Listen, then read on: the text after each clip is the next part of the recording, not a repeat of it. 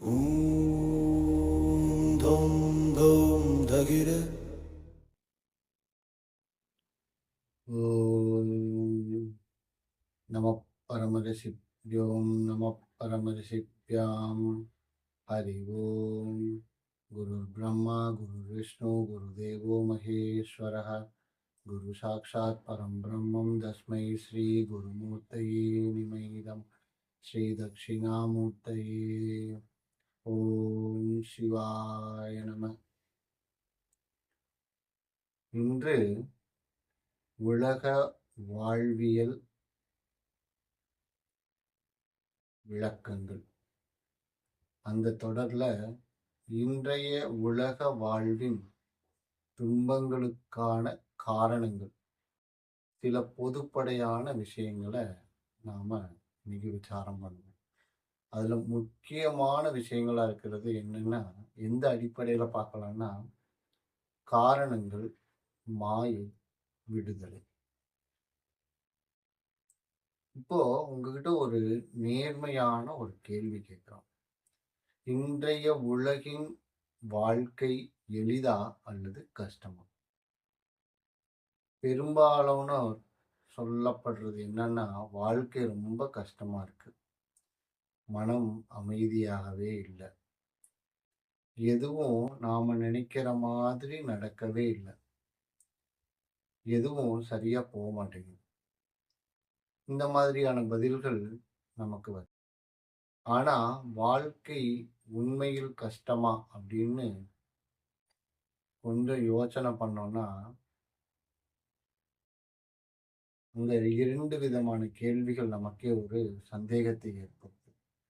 வாழ்க்கை உண்மையில் கஷ்டமா அல்லது நாம் அதை கஷ்டமாக மாற்றுகிறோமா? இப்போ சில விஷயங்களை பத்தி நம்ம பார்க்கலாம்.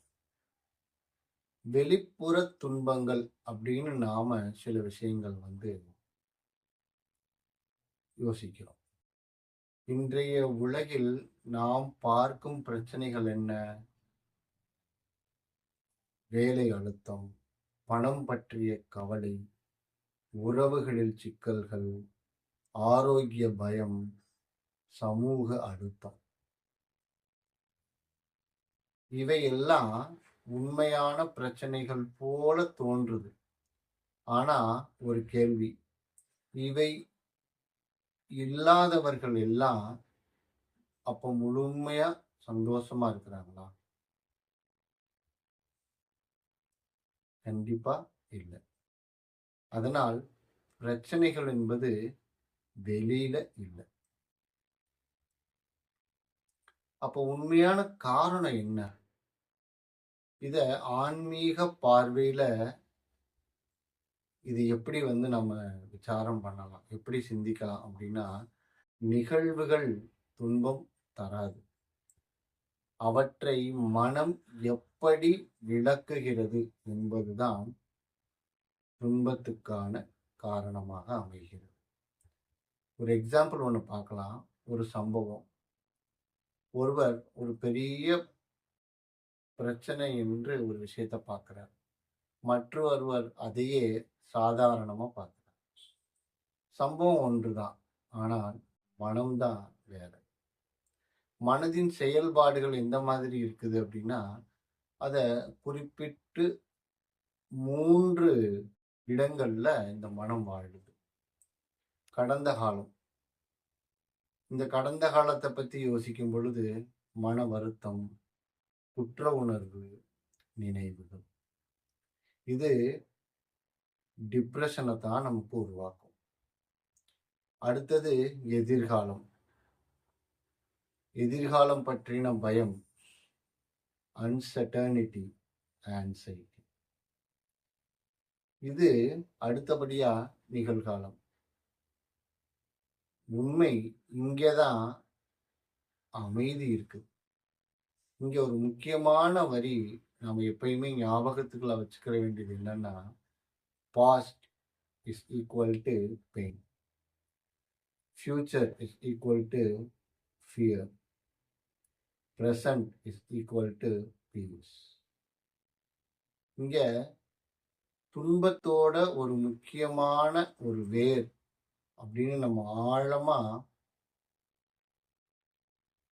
யோசிச்சு பார்த்தோம்னா, சில விஷயங்களை நாம கெட்டியா பிடிச்சுக்கிறோம். என்ன மாதிரியான விஷயங்கள்லாம்? மனிதர்கள், பொருள்கள், எண்ணங்கள், அடையாளங்கள். உண்மை என்னன்னா,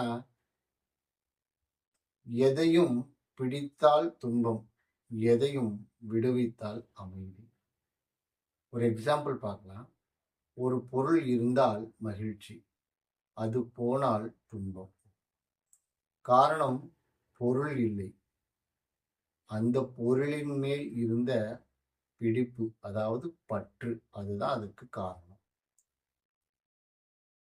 சில அடையாளங்களை பார்க்கலாம். ஐடென்டிட்டி.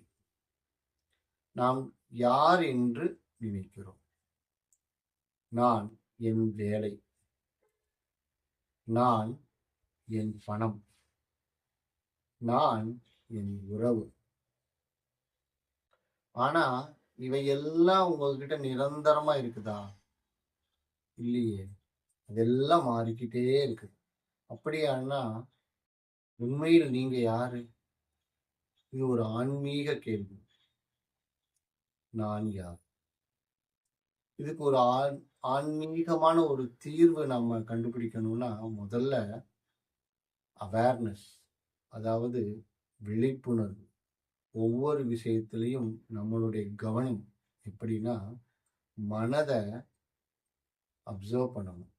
நம்ம மனம் என்ன பண்ணிக்கிட்டு இருக்குதுன்றத முதல்ல நாம கவனிக்க ஆரம்பிக்கணும். அதோட ரியாக்ஷனை பார்க்கறதுக்கு அது கவனிச்சாதான் நம்மளால அதை ஐடென்டிஃபை பண்ண முடியும். அடுத்தது அக்செப்டன்ஸ். ஒரு விஷயம் நடந்தது அப்படின்னா, அது உங்களுக்கு துன்பம் தருவதற்காக அந்த நிகழ்வு அப்படி நடக்கல, அல்லது நீங்கள் மகிழ்ச்சி அடையணும் அப்படின்றதுக்காக அந்த நிகழ்வு நடக்கல. அது அதன் இயல்புல அதுவே நடந்துட்டு இருக்கு. ஆனா அதுக்குள்ள நாம என்ன பண்றோம்? இது இப்படிதான் நடந்திருக்கணும், இல்லை இப்படி நடந்திருக்க கூடாது அப்படின்னு நாம அது மேல ஒரு பற்று வைக்கிறோம். அதனால இது என்ன ஆகுதுன்னா, நமக்கு துன்பங்கள் தான் வருது. அதற்கு பதிலாக நமக்கு முன்னால் நடக்கும் நிகழ்வுகளை அதை அப்படியே அக்செப்ட் பண்ணிக்கணும், ஏற்றுக்கொள்ளும். அடுத்தது, சில விஷயங்களை நாம நம்மளுடைய எண்ணத்திலையும் செயல்களையும் விட்டுத்தான் ஆகணும். கடந்த காலம் பற்றிய கவலைகள், எதிர்காலம் பற்றிய பயங்கள் மற்றும் வாழ்க்கையில் இருக்கக்கூடிய நம்பிக்கையற்ற ஒரு பயமான உணர்வு, இதெல்லாம் விட்டுட்டோம்னா கடைசியா நம்ம என்ன செய்யணும் அப்படின்னா, செல்ஃப் என்கொயரி. நான் யார்? இப்போ ஒரு ஆழமான உண்மை என்னன்னா, நீ வாழ்க்கையை அனுபவிப்பவன், நீ வாழ்க்கை அல்ல. எப்படி